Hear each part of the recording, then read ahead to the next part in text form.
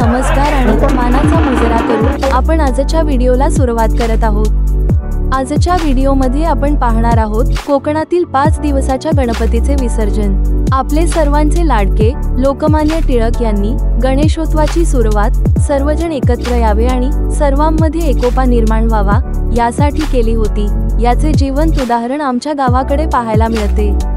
कारण कोकणात भलेही गणपती प्रत्येकजण घरोघरी आणत असला तरी विसर्जनाच्या वेळी सर्वांचे गणपती एका ठिकाणी एकत्र येईपर्यंत वाट पाहिली जाते आणि सर्व गणपती एकत्र आल्याची खात्री झाल्यानंतर आम्ही सर्व गणपती विसर्जनाला निघतो।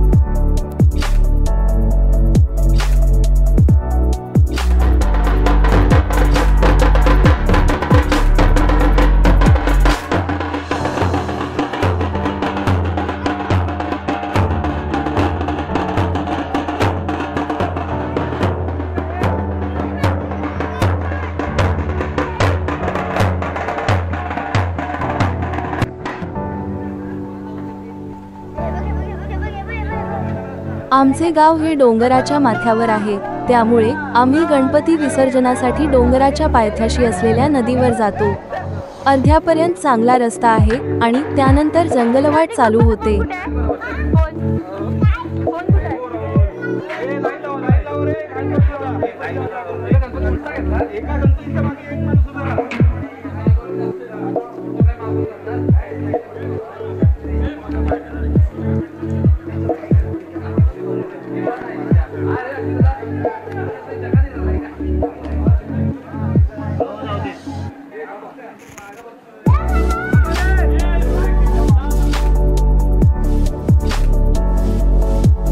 इथे आमच्या गावच्या देवीचे मंदिर आहे आणि चांगला रस्ता इथपर्यंत आहे।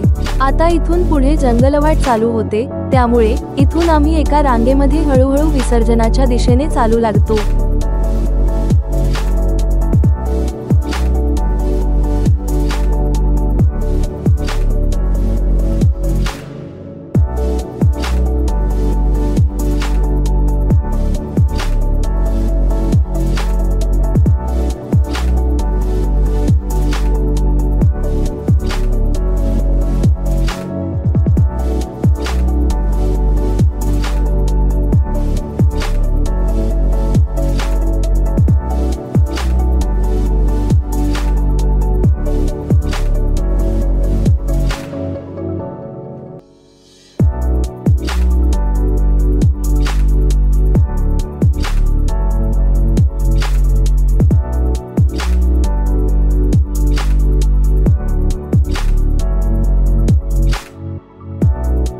जवळजवळ अर्धा तासाचे अंतर पार करून आम्ही शेवटी पोहोचलो आहोत डोंगराच्या पायथ्याशी। इथेच थोड्या अंतरावर नदी आहे आणि याच नदीच्या तीरावर आम्ही गणपती विसर्जन करतो।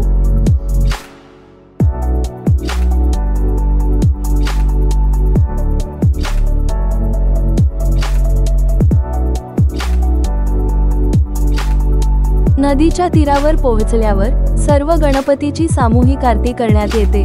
आपल्या लाडक्या बाप्पाला निरोप देताना आम्ही सर्वजण बाप्पाला मनभावे प्रार्थना करतो की हे विघ्नहर्ता, तुझी 5 दिवस जी सेवा केली त्यामध्ये काय चूक झाली असेल तर आम्हाला माफ कर आणि पुढच्या वर्षीच्या तुझ्या आगमनापर्यंत आमच्या पाठीशी आमचा पाठीराखा म्हणून उभा राहून आमच्या आयुष्यातील विघ्न दूर कर।